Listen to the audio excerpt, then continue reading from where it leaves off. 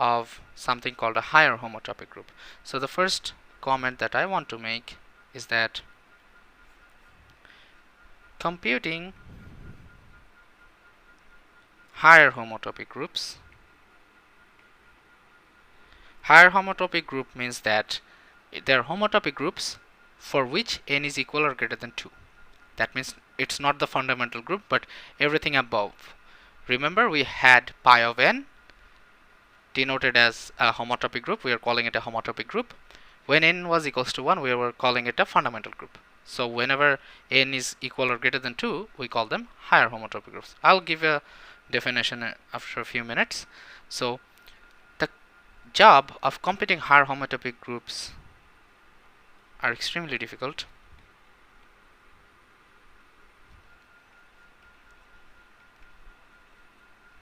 But not impossible, obviously. And it does not have a routine procedure. That means there is no definite way you can always apply and get the higher homotopy groups of some topological space. Rather, it requires some ad hoc methods for different spaces. So, in short,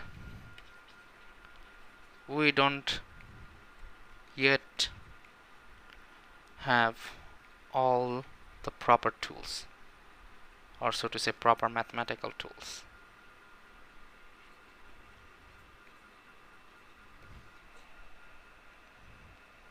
Okay, we just want to, the second comment in this is this, that we just want to briefly gloss over some properties of higher homotopy groups.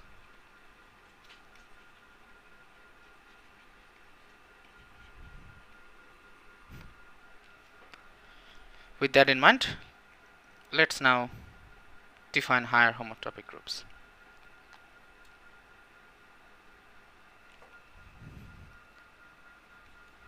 Higher homotopy groups and some properties of it.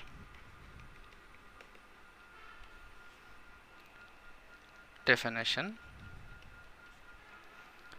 let X be a topological space, then the set of homotopy classes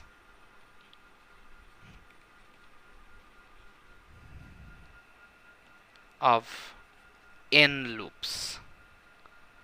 I think of it as a n-dimensional loop where n is greater than 1 at x belongs to, x0 belongs to x, which is our base point, is denoted by pi of n x comma x0, and we call it the nth homotopy group, and whenever n is equal or greater than 2, we call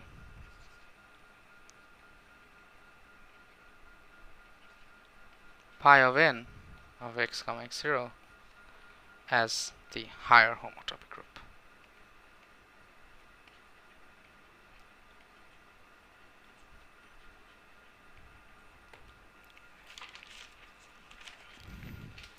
Now let's try to look at some properties, and at the end I'll just state some examples. So, properties. Number one property, they're always abelian. The higher homotopy groups are always abelian.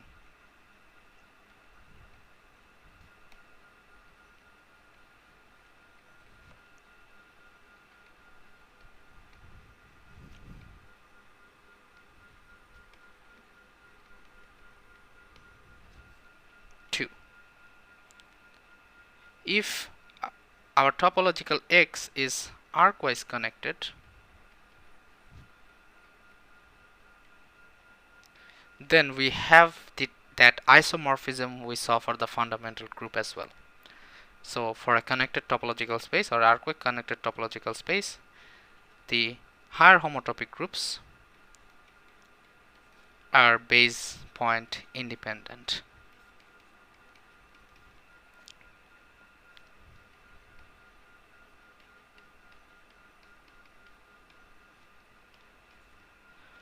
Then property number 3, if X and Y are the same homotopy type, and if I have a map from X to Y, which is a homotopy equivalence,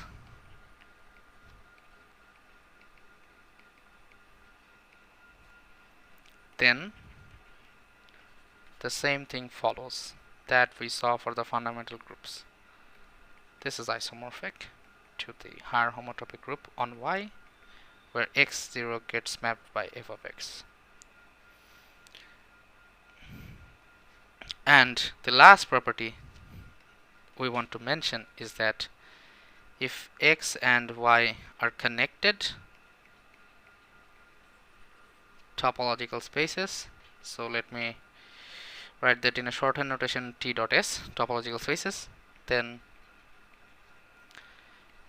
we have an extended version of the band campus theorem. That is the theorem we saw a few minutes ago, is that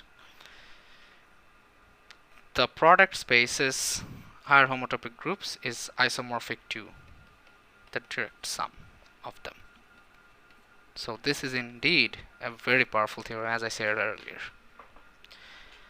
And now, as promised, I'll just give you some examples, but I will not bother with the details about the higher homotopic groups.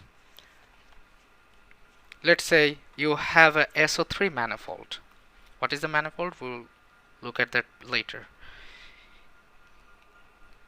So for now, let's say this is our example,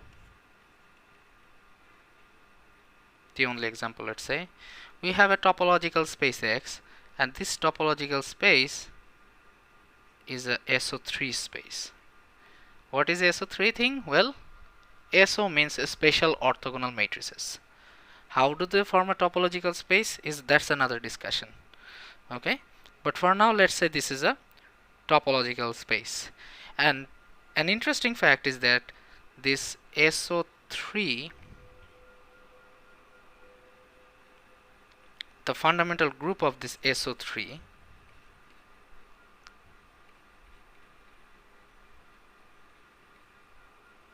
is actually isomorphic to the fourth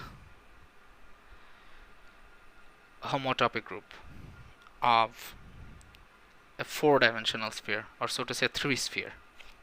Okay, so if I have this SO3 and I have this relation over here,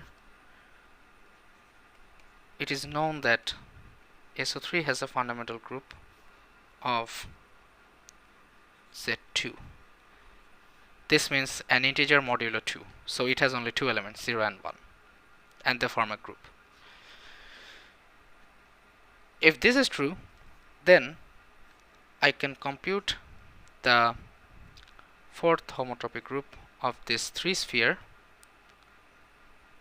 which is isomorphic to Z2. This is an example.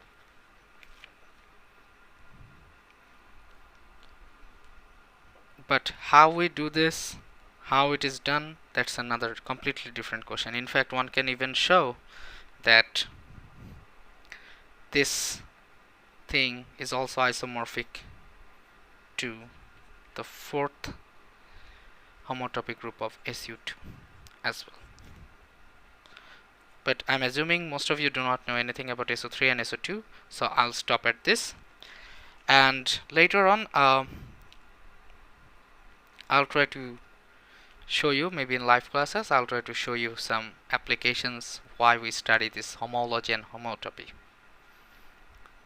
So this is it on our formal discussion on homotopy, and hopefully